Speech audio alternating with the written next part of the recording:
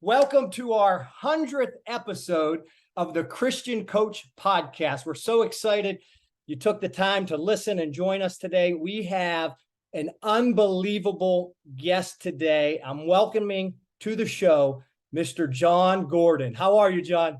Jim, I am great. Thanks for having me. Oh, we're so excited for you taking the time to do this. Please know how humbled, how grateful I am to sit across from you and have these few minutes with you. Well, Jon, we always ask our guests and those who listen our power question. So, Jon Gordon, what does it mean to you to be a Christian coach? Wow, what a great question. Obviously, when you think of Christian, you think of Christ. And so you want to reflect Christ in your character. You want to reflect Christ in how you approach coaching. You want to reflect Christ in how you lead and the impact you have, remembering what matters most. It's about developing young men and women. It's about helping them grow. It's about helping them become all they're meant to be. It's not about outcome. It's not about rewards and money and accolades, right? Jesus was never about that. Yeah. It's about ultimately investing in the root. But if you invest in the root, you get a great supply of fruit. If you're a coach that focuses on the fruit, coaches that focus on the outcome, they focus on the numbers, they focus on the wins, and you focus on the fruit and you ignore the root, what happens to the tree? It dies. Yeah. And so to me, that's what it means. But it also means we're imperfect. It means that we need Jesus, that we're going to try to be our best, but we're not always going to be our best as leaders. It means that we're flawed. I'm an imperfect man. My daughter was an athlete growing up, and so was my son. And I remember putting a lot of pressure on them. And I really, in many ways, got my identity from their success. I was a transactional leader, and I had to learn how to be a transformational leader, in the words of Joe Ehrmann, right? His book, his book, Inside Out Coaching, changed my life as a parent, because I realized it was about them and helping them grow to be all they're meant to be, instead of about me and my identity in terms of being a great parent, because my kids were great on the field. And I remember, being in the stands with my daughter in high school. This was after I learned to be a positive coach with her. I was encouraging her. I was supporting her. And by the way, she almost quit when she was younger because of me, because I was always pushing her, because I was always driving her. I had too much tough love and not enough love tough. Being a Christian coach is about love tough. You love them. You support them, you encourage them. They know that you care about them. There's a relationship with them. And as a result of that, then you earn the right to challenge them and push them and make them uncomfortable at times to help them be their best. But it's all in good intentions, because if you really love someone, you're not going to let them settle for anything but their best. You're going to push them and encourage them and love them to greatness along the way, right? So for me, I pushed too much and there wasn't enough love, and she almost quit. My wife stepped in and said, I got this. She said, I got this energy vampire, get to the back. And then thank God for our wives, huh? Right. So she decided to take over. I stepped back. I read Joe Ehrmann's book. I realized what I was doing wrong. I knew I needed to change. So now she's in high school, and now I'm encouraging her. I'm supporting her. But now I'm at the games, and these refs are making bad calls. And so now I'm like, in my support of her, I'm yelling at the refs, like, come on, that's a bad call, ref. And I'm screaming, and people look over, like the other parents, like, this guy rode the energy bus. Yeah. So I wasn't being a Christian father, a Christian coach in that model, right? You shouldn't behave that way as a coach. I was too focused again on the game and not the character. So here I am yelling. And then they said something to me, like, come on, positive guy. Yeah. And I said, no. I said, this is Joey Bag of Donuts. This is Joey.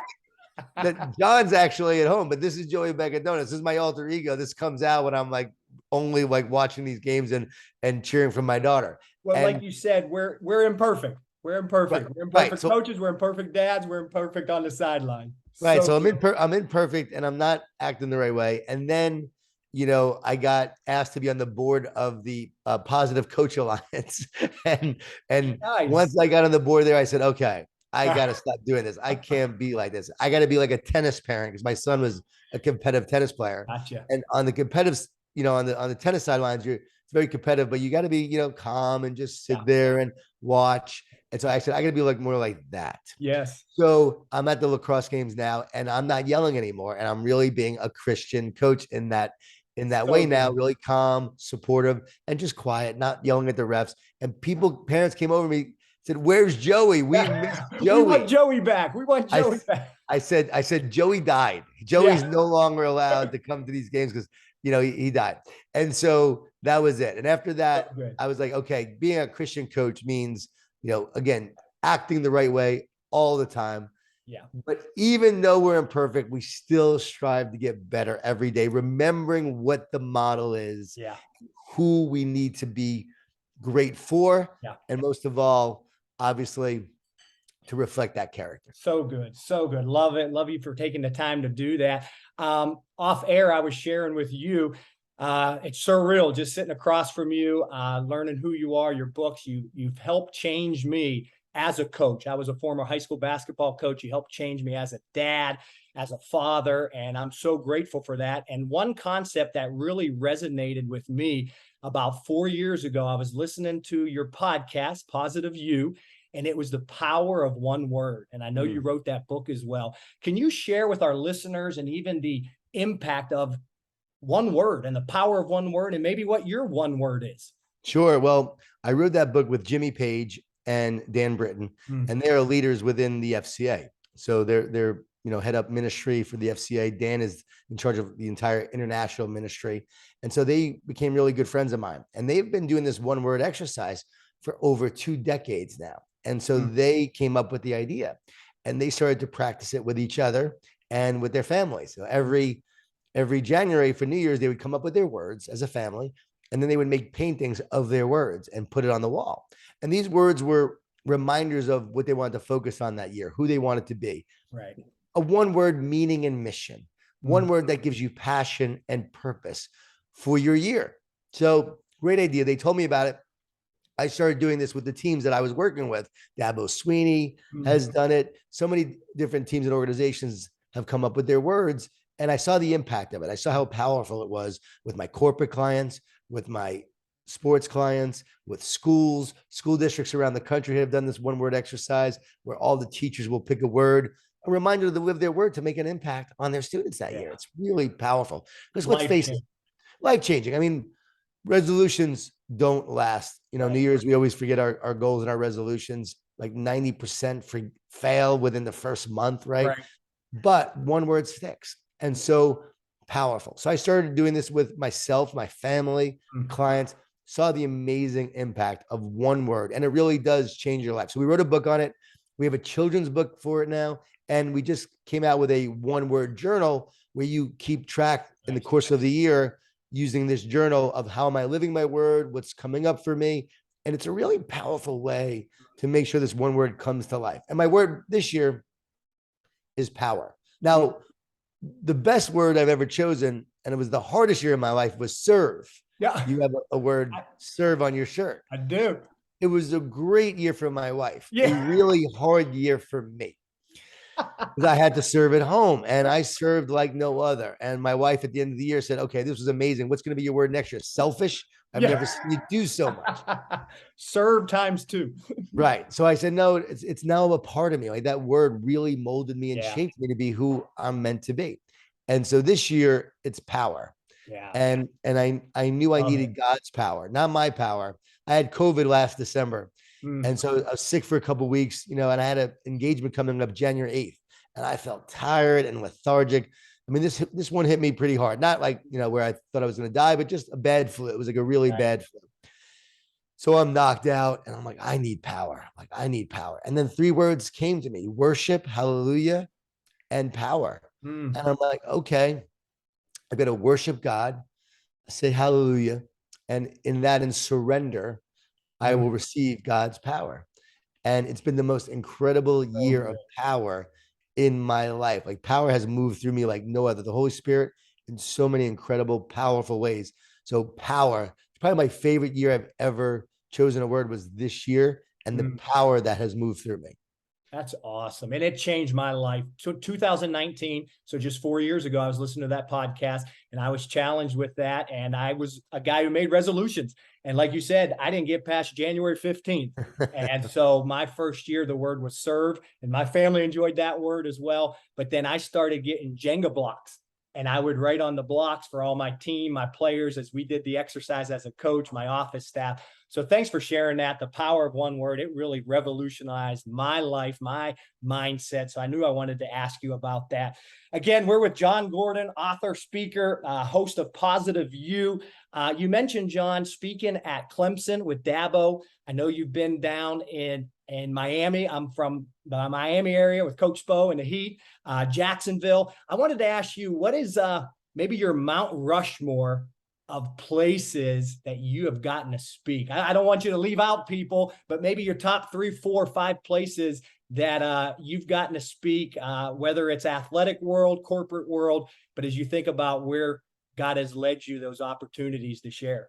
Almost too many to Yeah. share because I Okay. can't leave any out. But I mean, a couple that come to mind, like I'm going to speak to In-N-Out Burger this week. Oh, nice. And this will be my 4th talk to them over the past 2 years. And they really embraced positive leadership. My book, The Power of Positive Leadership, they've given it to everybody in their organization, all their leaders, all of their managers, their assistant managers, and they are ingraining positive leadership into their incredible, unbelievable culture. Awesome. They have one of the greatest cultures I've ever seen. And it's why everyone is so fanatical about In-N-Out Burger. They do an amazing job. And the kind of culture they have is off the charts, second to none. So that's just one of my top in terms of seeing how they've ingrained it, seeing how they're implementing positive leadership, my model. And by the way, Christian coaches, The Power of Positive Leadership is a book I wrote, but it's a secular model, but I actually based it on Jesus' teachings as a leader and the kind of leader he was. So everything I wrote in that book, I measured against, did Jesus lead this way? Yeah. Like love and accountability, casting vision and purpose, optimism and belief, of course, all the things, dealing with negativity and how to confront it. Jesus did all these things. Yeah. And it's how I was able to write it, very God inspired, but in a secular world to bring this model of leadership to the world and how to be a positive leader. Jesus was the ultimate positive leader. And now we have, again, all these companies and sports teams embracing this model. Dave Roberts with the Dodgers, worked with him for a few years. Sean McVay, ever since he took the job with the Rams. Eric Spoelstra with the Heat. Doc Rivers, I talk with often. So I talked to a lot of these leaders. I was just with the Chicago Bulls and Billy Donovan, working with them on leadership, culture, teamwork, and then mindset with the team. So that's been incredible. Again, being with the Bulls was really special. The Rams, the first year working with Sean and that team was an incredible Mount Rushmore experience. And then, of course, Dabo Swinney, the last 11 years working with him every year, speaking to the team. For the last 11 years, I go back every year. It's like a ritual. It's like a pilgrimage that I go up there. Oh yeah. And it's funny. It's like my humble and hungry routine, because you go back to Clemson. It's like, that's where I first started in terms of a lot of college teams. And actually Texas was before Clemson, Texas and Georgia, and then Clemson. But Clemson was the one that really, every year you do it. So you become part of the Clemson family. And then both my daughter and son, Clemson, university students. So major impact on my life working with that team in that program, and then the national championships, being on the sidelines with Dabo Swinney, with the team when they won the national championships in 2016, to be there to see that, the last play, Hunter Renfrow, unbelievable. Wow. It literally was a spiritual experience, because I saw, I believe it. It was a mountaintop experience, because I saw how Dabo, his faith, him telling me 4 years before, we're going to win a national championship one day. And no one ever thought Clemson could ever win a national championship. And when he said it, I thought, I don't see how that's going to happen. And yet he had this vision in his mind. And he built his program on Galatians 6:9, right? Let us not grow weary in doing good, for at the proper time we'll reap a harvest if we don't give up. So to see him build his program that way, and to see it then to come to fruition, to have that experience, to know God had a plan all along, incredible. And then the year they won it again, a couple years later, I'm going up to speak to the team, and the Tiger kept on coming to me, because they lost the year before to Alabama, I believe, and they didn't play well, and they didn't have that hunger. They didn't have the desire. So I'm thinking, the Tiger. Dabo and I don't talk before I get up there, because he pretty much trusts me with the message I'm going to share. Doesn't even ask me what my message is going to be. But I get up there and I said, hey, I'm getting this feeling that I'm supposed to talk about Eye of the Tiger and bring it back. And John, he walks over, shows me the t-shirts he just had made. Eye of the Tiger Nice. on the shirt. And please tell me you played the Rocky theme song into the locker room. Well, I didn't, but he took them to see Rocky Yes. before the national championship the night before. Man, if you They can't get motivated after watching Rocky, man, something's wrong with you. they win the national championship. And again, that was another amazing, just Yeah. incredible experience. So to see the faith of a guy, the way it's lived out, the way it's breathed, he is truly the definition of a Christian coach, Yes. the way he leads. So I'd good. say that's one of my obviously pinnacle experiences in relationships. I love PJ Fleck. I wrote a book, Row the Boat with him. Mhm. Again, a great guy, great coach, and really enjoyed being around him. Mike Smith, who I wrote You Win in the Locker Room First, amazing guy. All these other coaches I've gotten the chance to spend time with and work with, like you meet the greatest people in this profession doing this work. It's why I love it so much, And then seeing a guy Lane Kiffin, I spoke at Ole Miss, Yep. and seeing him turn his life around, turn things around, and knowing that faith is behind those decisions. That's a powerful experience as well. And Lane was right in my backyard. I'm down in Boca Raton, so he was at FAU for a few Yes. years, and I heard his podcast, and I said he is changing, and now he's doing Yeah. some good stuff. You listed some incredible organizations, incredible places. And when I think about those places, culture's that hot topic, that term. What advice would you give as you've been to these places and you've seen healthy cultures for the young coach that may be listening to our podcast? He's starting off maybe as a young high school coach, maybe in the college ranks as a GA, maybe as a grad assistant, and he's developing his coaching model and his culture. What advice would you give that young coach in developing a healthy culture? I'd first say read You Win in the Locker Room First. And I'm not trying to be Yes. self-promotional, but I'd say No, read I that get book, it. because every coach I've talked to has read that book and said it was instrumental in helping them build their foundation, their framework, and what they wanted to create going forward. So one, read, study, identify what matters most to you as a coach. Mhm. Your culture has to be a reflection of you Yeah. and who you are and what you want to build. It has to be something that's authentic and real to you, something you're going to preach about every day, Yeah. something you're going to talk about, something you're going to stand for. We talk about in my training company, when you know your values, you show your values. Mm. So we know them, we So talk good. about them, but do we show them? Do we live them? And that's what I would say. As a culture, create it, define it. Mm. What do you want to be known for? Decide what you will stand for. What are those core values? And then you've got to live and breathe them and talk about them every single day in the organization. You've got to bring them to life when you see it. You got to make sure that you recognize it. You got to reinforce it. You got to talk about it with your team. And then when things aren't going well, are we truly living our values still? That's going to really define your culture. Consistency creates culture. Yeah. Consistency. Hey, coach, write this down if you're listening. Yeah. Consistency creates culture, because the more consistent you are, that's what creates your culture. It's not always what you say, although that's a part of it, but more importantly, it's what you do. And what you do every day will create the culture. What you allow creates your culture. So what are we doing every day? What are the habits? Who are we? What are we standing for? What are our words? How are we showing up every day? That consistency creates your culture. And the minute you move away from that consistency, your culture will suffer. People will not believe it's true. They won't believe it's real. And you'll start to lose your culture. So, young coach, decide what you're going to stand for and be consistent with it no matter what. I had a coach work with Nick Saban. He told me he could tell it he knew it every day at 5 p.m. Nick Saban's going to pull out a candy bar and eat that candy bar at 5 p.m. every day. The guy was so consistent. Not every player loves Nick Saban. Not every player wants to be around him. But guess what? They know what to expect from him. So he's so consistent, so they can trust him. Yeah. So good. This is gold. This is gold, my friend. And thank you for sharing great advice for that young coach, and even whatever stage of life we're in as a coach, as a husband, as a man, our culture in our family, our culture in our church where we serve. So good.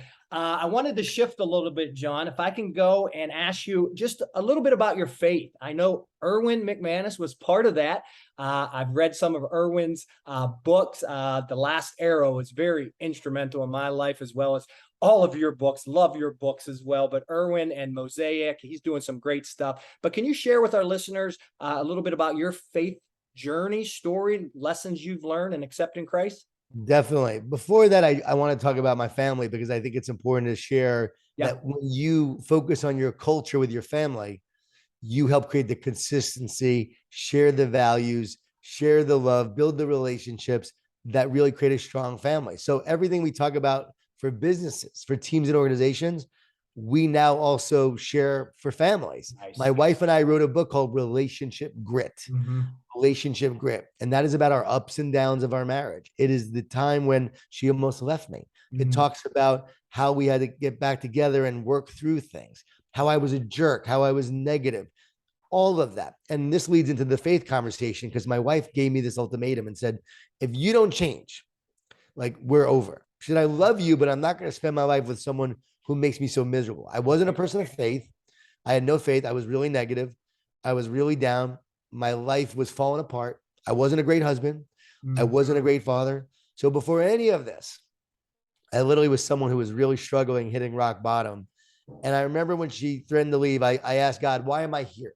Mm. What am I born to do? Like, God, I know I'm here for a reason. I know I have a purpose. I've always believed in a God. And I grew up Jewish. My mom was Jewish. My dad, who raised me, was Italian and stepfather, but I consider my dad since he raised me Mhm. since I was 5 years old. Right. So he was Italian, New York City police officer, undercover narcotics. Mhm. So I grew up in a Jewish Italian family, a lot of food, a lot of guilt, a lot of wine, a lot of whining. So growing up in that family, I definitely wanted to be a more positive person. I had to work at it. Yes. And when my wife gave me that ultimatum, I began this journey of working to become a more positive person. Finding my purpose helped of knowing I wanted to write and speak, and then realizing, oh, I'm meant to write and speak about positivity. Mm. And that began this journey. But as I started doing that, I realized that I'm still struggling. I'm still fearful. I still have a lot of anxiety. And I'm really still, in many ways, living with this anxiousness every Yeah. single day. And it was so hard to truly be happy. Mm. And I remember a friend of mine gave me a sermon from Erwin McManus. Mm. It was during the time when um, there were no iTunes. Yeah. Yeah. There was no Audible. Gives me a sermon from Erwin on CD, Why I Follow Jesus. And I listened to the sermon and it really spoke to me. For the first time, Jesus came to life to me. For the first time, I heard the voice of Jesus through Erwin. It just Mm. spoke to my soul. Yeah. And I remember saying, God, if there is something to this Jesus, if he is who he says he is, I'm open to the signs. Just show me the signs. And then I started to see the signs everywhere. I literally would see the literal signs driving down to Orlando, looking to the left. I heard, look, I turned to the right, and there's a sign that says Jesus is the answer. Mm. And it just kept happening so often. Yeah. And eventually I go see a Buddhist energy healer, which is not the way most people find Jesus. But I go see a Buddhist energy healer because I was having problems with my stomach and colon and everything. And I'm talking to him. I said, I'm seeing all these signs that say Jesus is the answer. What do you make of it? He said, oh, John, that's simple. He said, I'm a Buddhist. I'm trying to attain enlightenment on my own. He said, but with Christianity, all you do is believe and receive. He said, Jesus takes our soul pain. Mm. He takes our heavy vibrational energy. He said, how can you connect to a perfect, harmonious, energetic God if you have this heavy vibrational energy? Christians call it sin. I call it soul pain. Mm. He said, Jesus takes that. Mm. I'm like, wow. So you want to do it on your own. Meanwhile, you're telling me there's a way that Jesus takes it. I said, can I take someone else's soul pain? He said, can you handle your own? Mm. And Wow. I walked out of there with the belief and the knowing that there was a God who wanted to take my heavy vibrational energy, wanted to take my sin, my burden, my pain, my anxiety, and he wanted to have a relationship with me. And I had to let go of that to be able to have this intimate, connected relationship with him. So I walked out of there from a Buddhist energy healer and a sermon from Erwin McManus sharing and the belief that I'm going to give this Jesus a shot. I remember saying, I don't have all the answers. The virgin birth sort of seems, Yeah. confusing and confounding to me. Sometimes it doesn't seem like it's all there, but I'm going to ask God to strengthen my faith Mm. and I'm going to give him a shot. And it was amazing. Like Dan Britton shows up and gives me a book, Calvary Road. And then I read the book Humility by Andrew Murray. And start reading books from Maxwell Cato, and all Mm, these different books start to bring Jesus to life even more, and start to hear Erwin's sermons more and more, and went to Mosaic a bunch of times. And now I have a place in LA where I come out and we'll go to his nice. services. His last few sermons were off the charts. Like, Yeah. he's 60 some years old and he's just getting better and better. Like, Wow. he's better now than he was 10 years ago. Like, Straight incredible fire. I messages. hear, Yeah. man. More powerful, more truth, amazing messages, bringing more and more people to Christ. Yeah. And he does it in a way that's a loving, Mm, like loving, open, wooing way where he just keeps sharing the love of God, yeah.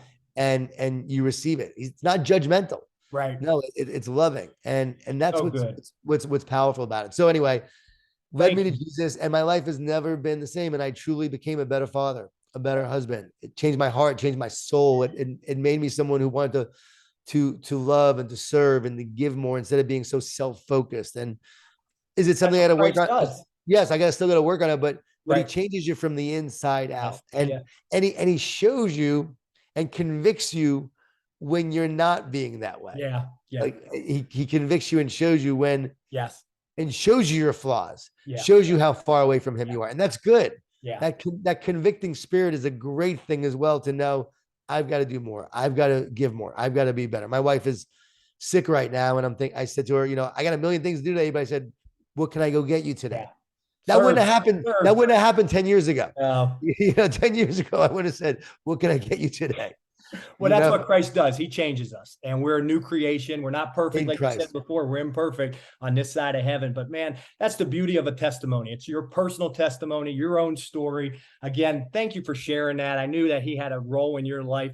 We're getting ready to kind of close up, John. I feel like I could talk to you for another 2 hours. I want to be mindful of your time.